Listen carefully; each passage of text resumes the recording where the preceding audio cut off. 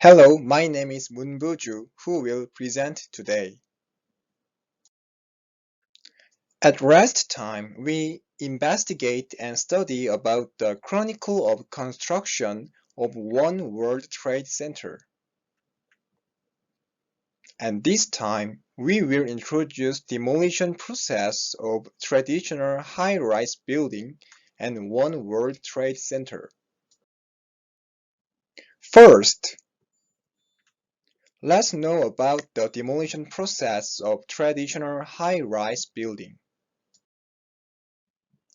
There are two types of demolition of high-rise buildings, and for the first time, we will explain the top-down method at first. Stubborn middle floor of the structure have been stripped out and modified into bracing floors, supporting the scaffolding for each section of the towers above.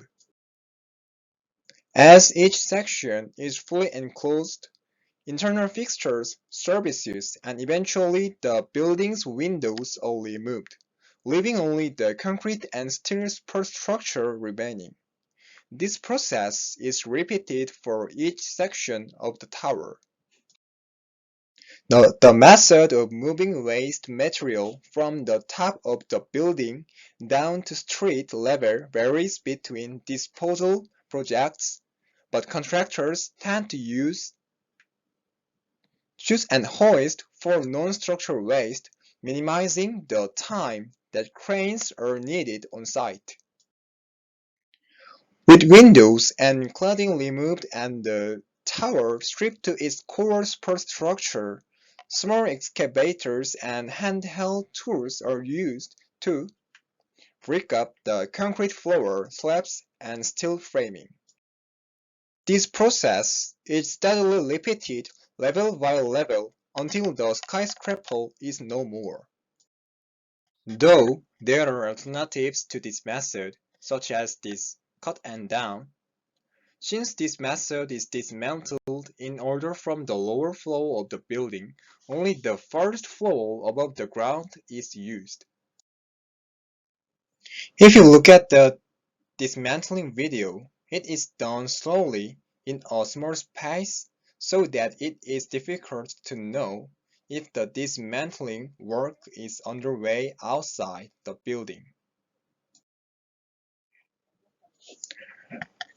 Until now, we know about the traditional way of demolition process. However, World Trade Center couldn't use this process directly because of the 911 accident. So, there are some differences in this process. Let's know about it.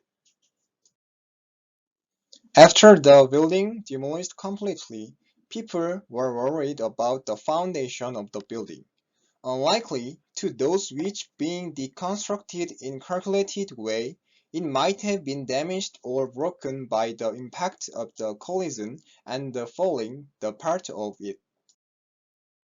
Among the parts of foundation, slurry wall was especially important because of its role. The slurry wall is used to build reinforced concrete walls in areas of soft earth close to open water or with a high groundwater table. If it had gone wrong, the whole area would have been flooded by Hudson River. With these concerns, removing debris was started.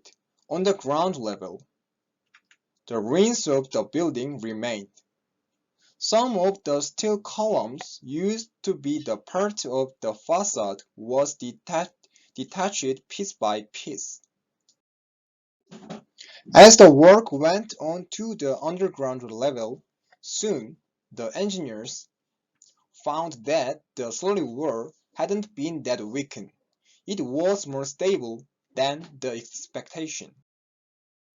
There are 1.8 million tons of debris in that area, so the whole area surrounded by solid wall was filled with massive amount of debris. And that debris were acting as tiebacks. That is used for supporting excavated walls, excavations for building foundations, seawards, and other similar applications. So, like burial, the debris was pressing the wall so the wall could stand still. Securing the solid wall by removing debris safely became the top priority. So that's why the progress of removing was slow. Not to make the New York's biggest fountain, the debris must be removed in pieces. And same as when the wall was constructed, the deconstruction also had to be done in steps. Every elevation of debris they removed, they had to install new linear walls and new tiebacks. Making the new wall, the structure of the foundation of the building became safer and more stable. The very last steel column to be removed from the site on May 30, 2002, the end of recovery was signified and ready to be rebuilt to start the new history.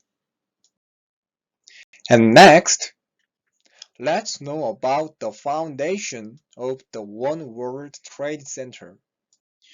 The foundation of the Twin Towers rested directly on the rock at a depth of more than 70 below the ground surface. A solid wall was constructed to support the soils surrounding the basements. With the completion of basements, the wall was supported by the basement slabs, and thus the tiebacks were released to avoid the leakage of water. With the collapse of the 110-floor buildings, the slowly wall could now be destabilized. The failure or large deformation of the slowly wall may destabilize surrounding buildings and may lead to flooding of the underground space. MRCE was foundation engineer for One World Trade Center Tower. Because site was adjacent to water, they faced with extraordinary design challenges. The tower foundation had to be built within the perimeter of the existing solid wall bathtub. The World Trade Center East Bathtub Slurry Wall project involves the construction of slurry panels on the south and the north side of the temporary pad station, which upon completion will permit Phoenix constructors to carry out the necessary excavations for the foundation of the 9/11 Memorial. Project work includes construction of 515 LF of structural slurry wall on the south side broken down into 27 slurry panels and 558 LF on the north side broken down into 23 slurry wall panels with an average depth of 75 LF and a maximum depth of 110 LF.